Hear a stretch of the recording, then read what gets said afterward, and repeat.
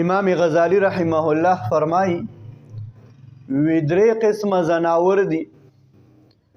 یو قسم زناور هغه دي چې هغې خلکو ته فایده ورکوي، لکه غوا، میخه، اوښ، اس، چې دې باندې ته سورلي کې خوراک سکاک دپاره ترې پی او غوښه اخلي.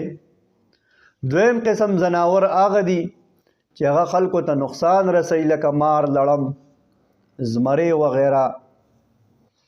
او دریم قسم زناور هغه دي چې هغه چاته فایده او نقصان دواړه نه ور رسوي، نه چاته فایده ورکوي او نه نقصان.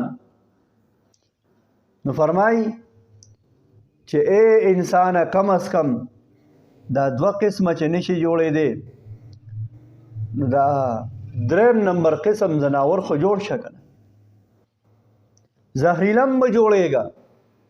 او که چاله فایده نه ورکې نو فایده مه ورکوه، خو کم از کم چې د بل نه خو درته ستا نه خو بل ته نقصان نه، چې ستا د وجې نه خو بل مسلمان نقصانی نشي.